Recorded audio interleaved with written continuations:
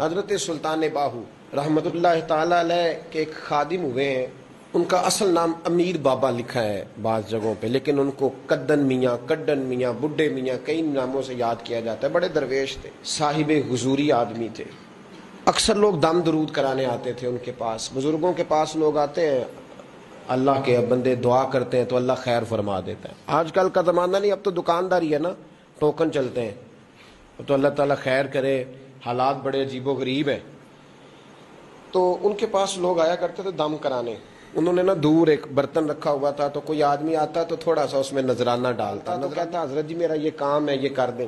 وہ خلیفہ تھے حضرت سلطان باہو کے، وہ گردن جھکاتے ہیں، تھوڑی دیر کے بعد سر اٹھاتے ہیں، کہتے تیرا کام ہو جائے گا۔ صحیح مسلم کی حدیث ہے، نبی پاک نے فرمایا رب اشغاز اکبر لو اقسم علی اللہ لابرہ۔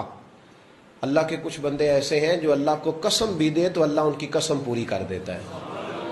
ان کے کپڑے مٹی سے بھرے ہوتے ہیں، پر اللہ کو کہہ دیں تو اللہ کر دیتا ہے۔ حضرت سلطان باہو کے وہ خلیفہ کہتے ہو جائے گا تو ہو جاتا۔ پھر کوئی بندہ آ کے کہتا یہ نذرانہ ڈال دیا ہے تو کام، گردن جھکاتے کہتے اپنے پیسے نکال کے لے جا، تیرا کام کوئی نہیں ہونا۔ ایک دفعہ کچھ سید زادیاں آ گئیں، انہوں نے آ کے نا اس زمانے میں 100 روپیہ، سمجھ لیں کہ آج کل لاکھ روپیہ، بابا جی کے نذرانے والے گلے میں ڈالا اور آ کے کہا کہ بابا ہمارے نا ایک بچے کو سزائے موت ہو گئی اور حلفاً بتاتے ہیں کہ ناجائز پھانسی کا حکم ہوا ہے، تو تیری رب رسول کی بارگاہ تک رسائی ہے، مہربانی کر، سیدوں کا بچہ ہے، مہربانی کر۔ بابا جی نے گردن جھکائی اور کہا اپنا 100 روپیہ نکال کے لے جاؤ، مشکل ہے بچہ بچے تو میں کچھ نہیں کر سکتا۔ سید زادیاں تھی، روتی ہوئی لوٹ گئیں۔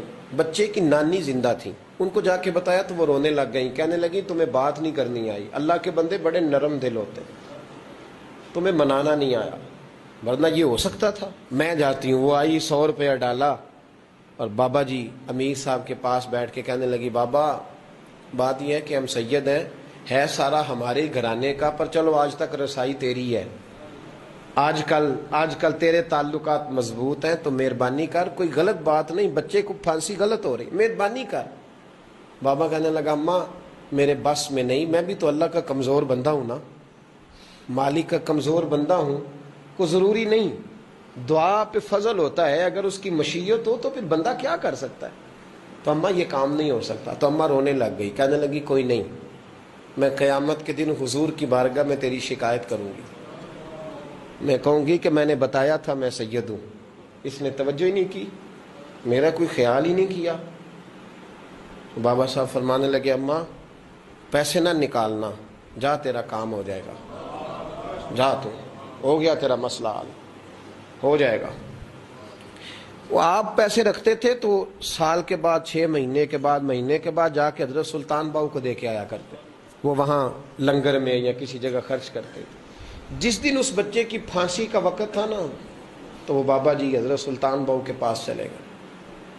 حضرت سلطان باہو کے مزار پہ جو دوست گئے ہیں یا میرے ساتھ گئے ہیں وہ جانتے ہیں کہ گڑھ موڑ سے یوں مڑتے ہیں، آگے دربار ہے، تو گڑھ موڑ پہ حضرت سلطان باہو ان کے استقبال، ان کو وہاں پتہ چل گیا کہ وہ آ رہا ہے، آئے دروازے گڑھ موڑ تک، مرید ساتھ تھے، تو حضرت سلطان باہو کہنے لگے یار تو نے اچھا نہیں کیا، اپنے خلیفے تو نے اچھا نہیں۔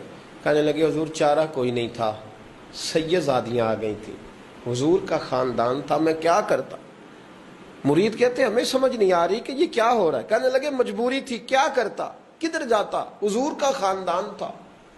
کہا تو نے اچھا نہیں، کہتے ہمیں نہیں سمجھ آ رہی کہ تو نے اچھا نہیں کیا، وہ کہتے ہیں حضور کا خاندان تھا، اس کا معنی کیا ہے؟